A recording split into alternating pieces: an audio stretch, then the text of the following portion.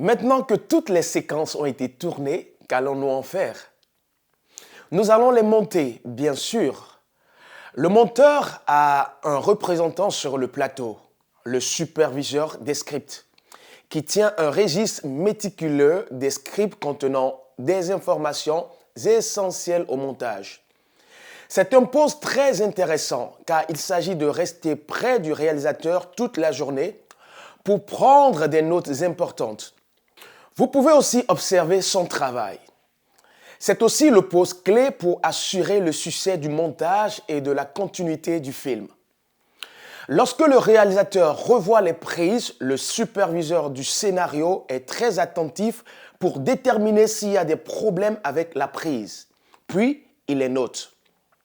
Il existe différents registres de script, mais celui que nous utilisons contient les informations suivantes. Nous utilisons un code de production pour chacun de nos projets afin de pouvoir les suivre à l'aide d'un système de chiffres et de lettres. Il est important pour nous que ce code figure sur chaque page ainsi que la date du jour, le nom et la personne qui remplit la feuille et le numéro de la page, afin que nous puissions vérifier ultérieurement que tout est en ordre. Le numéro de scène correspondra au numéro de scène du scénario, à la fois dans la version anglaise et dans la langue du film que nous tournons. Le superviseur du scénario doit être attentif pour savoir quelle scène est tournée et à quel moment, car cela est consigné dans le journal. Dans la colonne de prise caméra A, vous indiquez le type de plan de la caméra A, qui peut être un plan large, un plan moyen ou un gros plan. Vous utiliserez les abréviations suivantes, PL, PM, GP, etc. Vous ferez de même pour la caméra B, si vous filmez avec deux caméras. Vous pouvez également avoir une configuration particulière pour une scène, à laquelle vous pouvez attribuer une lettre ou un nom tel que configuration A. Nous savons que dans la configuration A, il s'agit d'un plan large des acteurs sur la caméra A et un gros plan sur la caméra B de cette personne. Dans la colonne de la description du talent, vous ajouterez des informations pertinentes sur la personne que vous filmez, c'est-à-dire la personne, le lieu ou la chose qui se trouve dans le plan. S'agit-il d'un gros plan sur Adama ou d'une coupe d'une banane?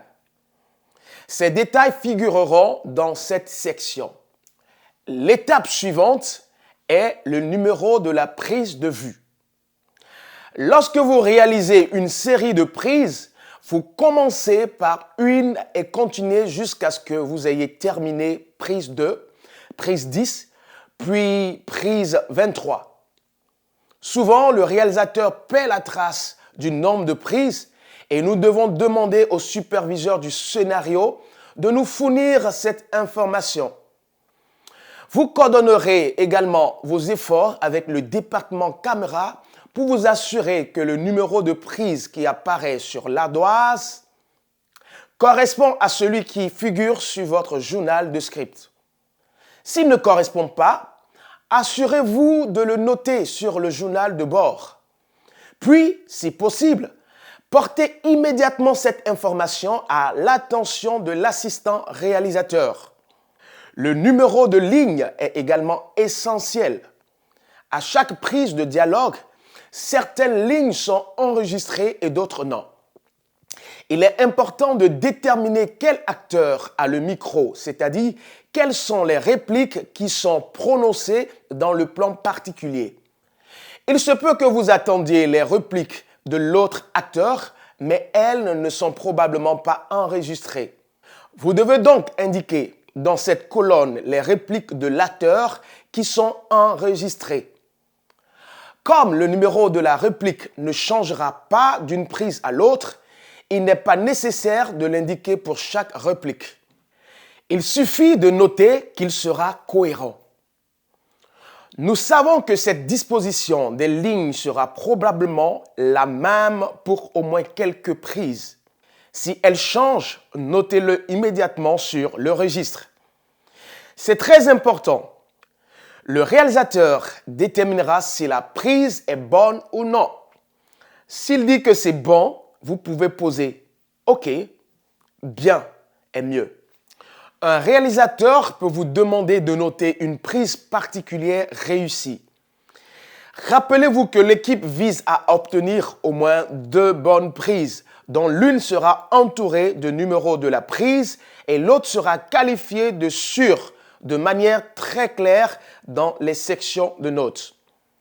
Le réalisateur travaillera ensuite avec vous pour déterminer laquelle de ces prises est encerclée et laquelle est la prise de sécurité. La grande colonne à l'extrême droite est l'endroit où vous allez inscrire un grand nombre de notes pertinentes comme un numéro de ligne particulier pendant la prise qui n'était pas bonne ou s'il y a eu un problème à un moment donné comme un bruit indésirable de cette vache intrusive ou un tremblement de la caméra. Vous pouvez également prendre des notes pour vous aider à déterminer quelle était la meilleure prise. Pour ce travail, il est indispensable d'écrire lisiblement. Le rédacteur doit pouvoir lire ce que vous avez écrit plus tard. Avant de passer au montage suivant, assurez-vous d'avoir reçu toutes les informations du réalisateur concernant le numéro de la prise que vous allez entourer et celui de la prise de sécurité.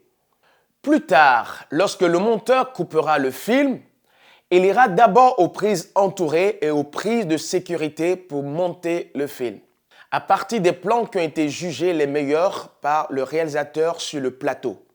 C'est du moins ce qui est prévu. Prenez soin de votre journal de bord. Gardez-les en ordre et en sécurité. Faites une photocopie de chaque page et partagez-la avec le rédacteur en chef tous les jours. Il est important de faire des copies de sauvegarde et d'avoir plusieurs copies de ce document. Traitez chaque page comme de l'or précieux car elles sont extrêmement importantes pour le montage. Veillez à ne pas renverser du café sur ces feuilles, à ne pas y mettre le feu lors d'un feu de camp et à ne pas les déposer dans un endroit où le vent pourrait les emporter en mer.